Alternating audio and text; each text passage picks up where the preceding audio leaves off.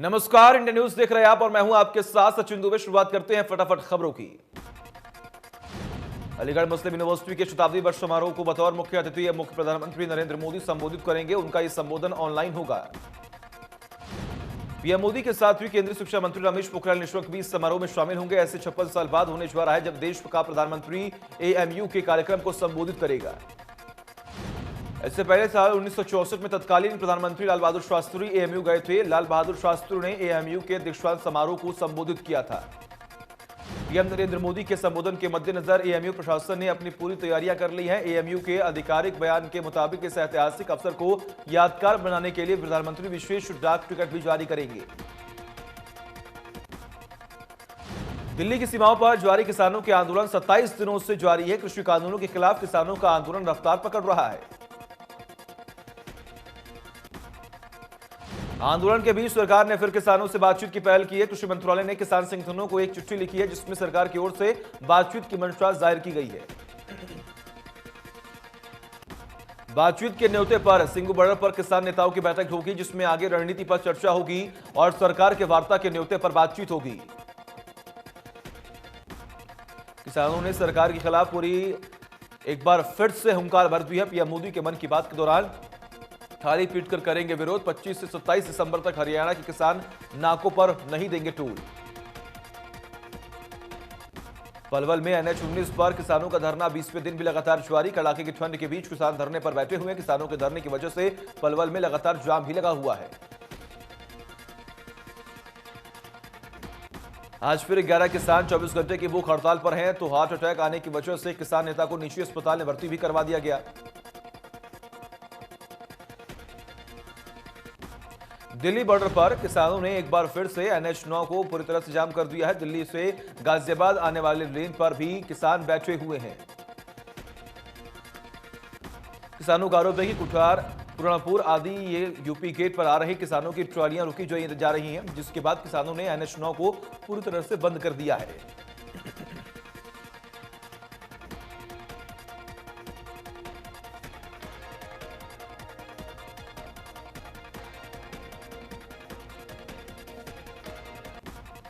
पलवल पहुंचे राज्य मंत्री कृष्णपाल गुर्जर ने कहा कि किसान आंदोलन में राजनीतिक लोग घुस गए हैं। उन्होंने कहा कि किसान तो अपनी खेती में लगे हुए हैं।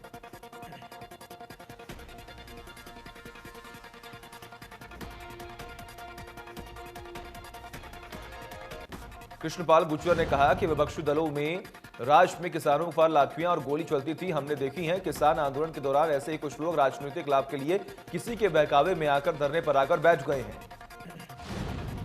गुर्जर ने कहा कि मोदी सरकार किसानों से टकराव नहीं चाहती बल्कि मुद्दों का हल चाहती है, लेकिन किसान द्वारा हर बार नया मुद्दा खड़ा कर दिया जा रहा है जबकि किसानों की हर मांग को सरकार मान रही है।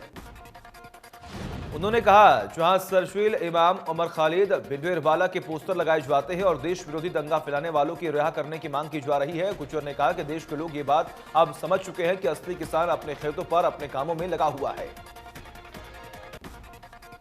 कृषि कानूनों को रद्द कराने के लिए पिछले 25 दिनों से जज्जर दिल्ली सीमा के टिकरी बॉर्डर पर हजारों की तादाद में डटे पंजाब के हरियाणा के किसानों ने यह फैसला लिया है कि हर रोज पंजाब के 11-11 लोग किसान भूख हड़ताल पर बैठेंगे। गुहाना में एक किसानों का जत्था सिंगू बॉर्डर की तरफ रवाना हुआ जिसमें किसान खाने पीने का राशन के साथ साथ आग चलाने के लिए लकड़ियां को उपले बनाने के लिए ले जा रहे हैं। किसानों की मांग है कि उनके किसान नेताओं से सरकार बातचीत कर समाधान निकाले, नहीं तो ये आंदोलन तेज होगा। किसानों ने यह बताया कि 3 कृषि कानूनों के विरोध में देश का किसान धरना दे रहा है। किसानों के साथ देश की 11 बड़ी ट्रेड यूनियन भी शामिल है। संयुक्त किसान मोर्चा के आह्वान पर बढ़ाया के लाड बस स्टैंड पर सैकड़ों किसानों ने कृषि कानूनों के विरोध में धरना दिया। किसानों ने कहा कि तीनों कृषि कानून केंद्र सरकार वापस ले और MSP की गारंटी ले, नहीं तो आंदोलन जारी रहेगा। फतेहाबाद में आम आदमी पार्टी के नेताओं ने प्रेस कॉन्फ्रेंस कर कहा कि राष्ट्रीय आजीविका मिशन के प्रबंधक पर लाखों रुपए के घपले और भ्रष्टाचार के करने के गंभीर आरोप लगाए गए हैं। उन्होंने कहा कोरोना महामारी के दौरान गांवों में स्वयं सहायता समूह की महिलाओं से लाखों मास्क बनवाए लेकिन तक पैसे नहीं दिए। उन्होंने बताया कि मास्क 4 रुपए के हिसाब से 6 लाख बनवाए गए थे जिसकी 24 लाख की राशि महिलाओं को नहीं दी गई। जिला स्तरीय गीता जयंती महोत्सव का शुभारंभ हुआ। सनातन धर्म मंदिर में SDM जयवीर यादव ने हवन यज्ञ करवाकर कार्यक्रमों की शुरुआत की। इस मौके पर विभिन्न विभागों के अधिकारी मौजूद थे। सभी ने हवन यज्ञ में आहुति डाली। 21 से 25 दिसंबर तक जिला स्तरीय गीता जयंती महोत्सव के तहत अलग अलग कार्यक्रम होंगे। स्कूलों में गीता पर आधारित ऑनलाइन प्रतियोगिताएं कार्रवाई यहां पर की जाएंगी। गौरतलब है कि पिछले साल चौधरी देवीलाल विश्वविद्यालय के मल्टीपर्पज हॉल में जिला स्तरीय कार्यक्रम का आयोजन किया गया था। इस बार कोरोना को देखते हुए ऑनलाइन प्रतियोगिताओं के आयोजन का निर्णय लिया गया और कई बड़ा समारोह नहीं किया गया। भिवानी में निजी बस चालक और रोडवेज बस चालक के बीच सवारी बैठाने पर हुई मारपीट को लेकर भिवानी में हरियाणा रोडवेज कर्मचारियों द्वारा सामान्य बस अड्डे पर इकट्ठे होकर प्रशासन के खिलाफ नारेबाजी की गई।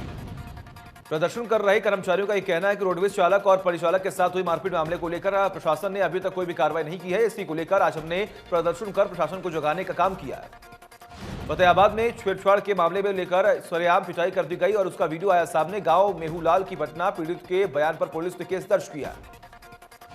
कांग्रेस के वरिष्ठ नेता मोतीलाल वोरा का 93 साल की उम्र में निधन हो गया। खराब सेहत की वजह से मोतीलाल वोरा को एक्सकॉर्ट हॉस्पिटल में भर्ती करवाया गया था, जहां पर उनका इलाज लगातार चल रहा था। हिमाचल प्रदेश के मुख्यमंत्री जयराम ठाकुर अंतर्राष्ट्रीय गीता महोत्सव में शिरकत करने के लिए कुरुक्षेत्र पहुंचे। उनके साथ शिक्षा मंत्री हरियाणा कंवरपाल गुर्जर और सांसद नायाब सैनी मौजूद रहे। इस दौरान हिमाचल के सीएम जयराम ठाकुर ने कहा, विश्व में है गीता का नाम, हम गीता का सम्मान करते हैं। मेरे लिए सौभाग्य की बात है कि धर्मनगरी कुरुक्षेत्र आया हूं, जहां से पूरे विश्व की गीता का संदेश दिया गया। हिमाचल प्रदेश में भी गीता महोत्सव को लेकर सीएम जयराम ठाकुर ने कहा कि हिमाचल प्रदेश सरकार भी विचार करेगी किस तरह से अंतर्राष्ट्रीय गीता जयंती का पर्व मनाया जाए। 2010 में भर्ती हुए ड्राइंग टीचर ने अपने नौकरी को लेकर हरियाणा मेयर हाउस के चेयरमैन और पृथला से विधायक नयनपाल रावत से गुहार लगाई और ज्ञापन भी सौंपा। पृथला विधायक रावत ने कहा कि वे उनकी बात को मुख्यमंत्री तक पहुंचाएंगे। कैप्टन अजय यादव ने बताया कि 23 तारीख को पूर्व मुख्यमंत्री भूपेंद्र हुड्डा रेवाड़ी चेयरमैन पद के प्रत्याशियों के समर्थन में जनसभा को संबोधित करेंगे और कांग्रेस का संकल्प पत्र जारी करेंगे।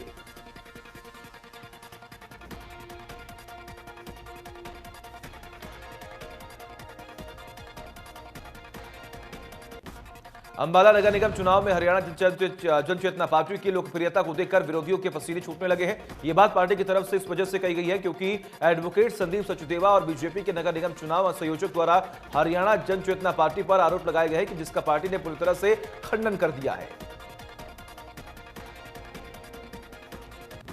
पार्टी प्रवक्ता की तरफ से बताया गया कि हरियाणा जनचेतना पार्टी द्वारा जो खबर भेजी गई थी उसमें बाकायदा ज्वाइन किए हुए संदीप सचदेवा के फोटो भी थे। हरियाणा जनचेतना पार्टी की तरफ से साफ किया गया है कि कोई भी भ्रामक जानकारी मीडिया से उनकी तरफ से नहीं दी गई है। पार्टी प्रवक्ता ने कहा कि जो भी खबर सोशल मीडिया पर लगी है उसका खंडन किया जाता है, लेकिन जिस तरह से आनंद फानन में जनचेतना पार्टी के प्रमुख और पार्टी के मेयर प्रत्याशी पर एफआईआर दर्ज की गई है उसको देखकर ऐसा लगता है कि जैसे बीजेपी हरियाणा जनचेतना पार्टी की बढ़ रही लोकप्रियता को देखकर बौखला गई है और झूठे मुकदमे कराने के साथ साथ गलत हथकंडे अपनाकर जनता की आवाज को दबाना चाहती है।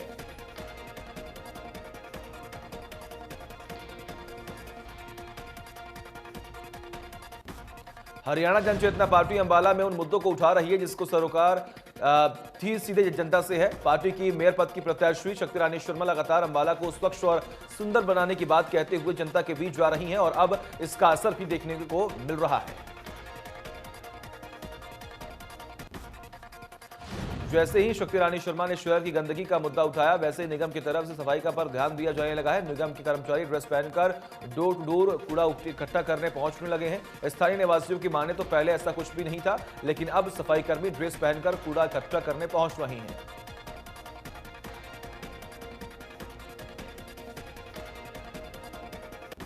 चुनाव की तारीख भी नजदीक आ रही है, ऐसे में पार्टी की तरफ से जो मुद्दा उठाया गया था उसका असर भी देखने को मिला है।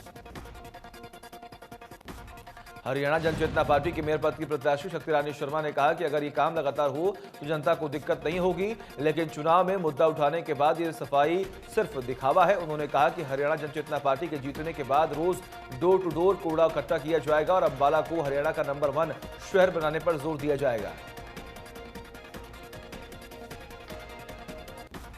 हरियाणा जनचेतना पार्टी के मेयर पद की उम्मीदवार शक्ति रानी शर्मा लगातार चुनाव प्रचार में जुटी हुई हैं। वो अंबाला के अलग अलग इलाकों में चुनाव प्रचार के लिए पहुंच रही हैं। शक्ति रानी शर्मा विकास के दावे और अंबाला की तस्वीर बदलने की बात के साथ जनता के बीच पहुंच रही हैं। शक्ति रानी शर्मा लोगों को भरोसा दिला रही हैं कि चुनाव जीतने के 10 दिन के अंदर ही उनकी बड़ी से बड़ी समस्याओं का समाधान कर दिया जाएगा, क्योंकि पूर्व केंद्रीय मंत्री विनोद शर्मा की पहचान ही विकास की रही है। मंगलवार को शक्ति रानी शर्मा अंबाला के वार्ड 13 पहुंची। यहां उन्होंने जनता से मुलाकात की। जनता ने भी शक्ति रानी शर्मा पर भरोसा व्यक्त किया और भारी मतों से उन्हें जिताने की बात कही। जैसे जैसे चुनाव की तारीख नजदीक आ रही है, शक्ति रानी शर्मा ज्यादा से ज्यादा लोगों तक पहुंचने की पूरी कोशिश कर रही हैं और लोगों से बात करके ही अंबाला के विकास का वादा कर रही हैं। प्रजापति ब्रह्म कुमारी ईश्वरीय विश्वविद्यालय आश्रम पहुंचकर आशीर्वाद लेने के बाद हरियाणा जनचेतना पार्टी की मेयर प्रत्याशी शक्ति रानी शर्मा लगातार पार्टी प्रत्याशियों के पक्ष में प्रचार कर रही हैं। शक्ति रानी शर्मा लोगों से खुद के लिए भी समर्थन की अपील कर रही हैं। इसी कड़ी में शक्ति रानी शर्मा ने वार्ड नंबर 13 से डोर टू डोर प्रचार की शुरुआत की है। इस दौरान वार्ड नंबर 13 के लोगों ने शक्ति रानी शर्मा को भारी समर्थन की घोषणा की। शक्ति रानी शर्मा ने भी लोगों को दिया जीत के बाद समस्याओं के समाधान का भरोसा। सोमवार को शक्ति रानी शर्मा अंबाला की नई अनाज मंडी पहुंची। यहां उन्होंने व्यापारियों से मुलाकात की। व्यापारियों ने भी शक्ति रानी शर्मा पर भरोसा जताया और भारी मतों से उन्हें जिताने की बात कही है।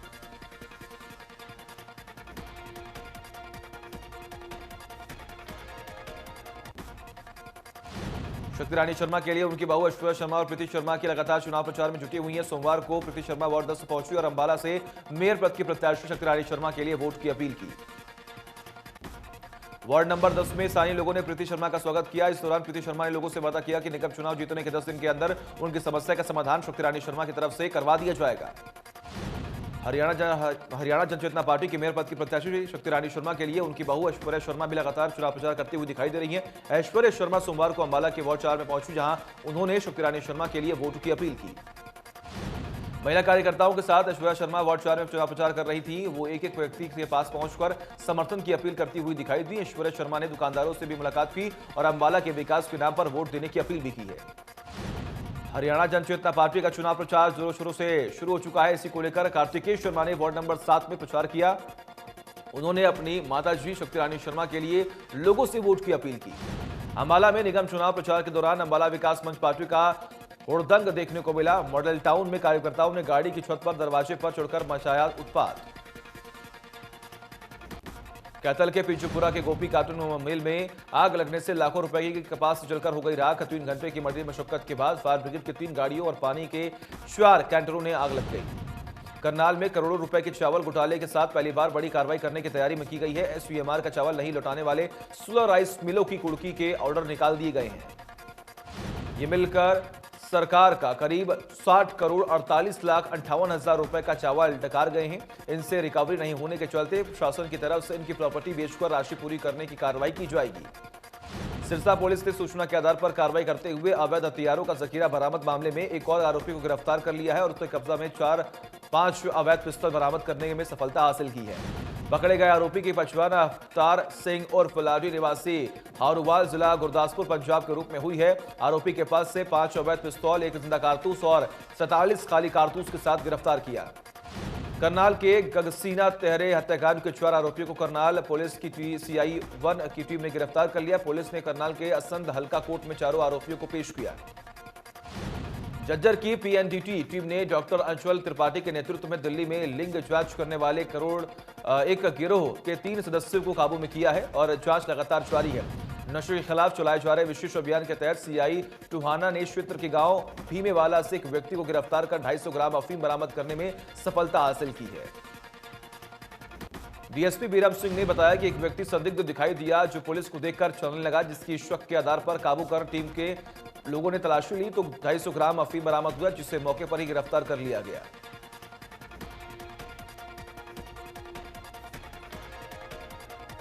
भिवानी में 2 किसानों से बाइक सवार बदमाश 3000 रुपए की नकदी छीनकर मौके से भागने में सफल हो गए। बदमाश मोटरसाइकिल पर सवार थे। यमुनानगर में किसान ऑर्गेनिक खेती करके डबल मुनाफा कमा रहे हैं। ऑर्गेनिक खेती से फसलों में कीड़े कम लगते हैं और बाजार में भाव भी अच्छे मिलते हैं, जिसके चलते किसान ऑर्गेनिक खेतों की तरफ अपना रुख कर रहे हैं। करेड़ा खुर्द गांव में ऑर्गेनिक खेती करने वाले किसान ने बताया कि पहले लोग एक एकड़ फसल में लगभग 1 क्विंटल तक यूरिया डालते थे, लेकिन अब वो अपनी 14 एकड़ भूमि में ऑर्गेनिक खेती कर रही हैं। किसानों ने अपने एक्सक्लूसिव आउटलेट में बनाए हुए हैं जहां वो सब्जियां बेचते हैं। उनका कहना है कि ऑर्गेनिक सब्जियां खाने से लोगों के स्वास्थ्य को भी फायदा पहुंचता है। करनाल में कर्ण झील के मौजूदा मास्टर प्लान को लेकर स्मार्ट सिटी टीम की लैंड स्पीकर पूर्णिमा की ओर से एक प्रेजेंटेशन दी गई, जिसे देखकर दोनों अधिकारियों के बीच काफी देर तक मंथन हुआ। प्रेजेंटेशन में दिखाया गया कि कर्ण लेक की 1.26 किलोमीटर पेरीफेरी को डेवलप किया जाएगा। वल्लभगढ़ सेक्टर 3 स्थित शिवा मेडिकल स्टोर पर स्वास्थ्य विभाग की टीम ने छापा मार मेडिकल स्टोर मालिक को गर्भपात की दवाइयां देते हुए रंगी हाथों पकड़ लिया। कैथल की बेटी ने प्रदेश का नाम रोशन किया। जर्मनी में गोल्ड मेडल जीतने पर मनीषा ने पूरे परिवार में खुशी का माहौल देखने को मिल रहा है। मनीषा हरियाणा स्तर पर 17 मेडल, राष्ट्रीय स्तर पर 5 गोल्ड मेडल अपने नाम कर चुकी है। परिवार को उम्मीद थी कि अब बेटी ओलंपिक में भी देश का नाम रोशन करेगी। कोरोना के कम होते मामले के बीच केंद्रीय स्वास्थ्य मंत्री डॉक्टर हर्षवर्धन ने कहा कि अगले साल यानी कि जनवरी में किसी भी हफ्ते में भारत में कोरोना की पहली वैक्सीन दी जाएगी।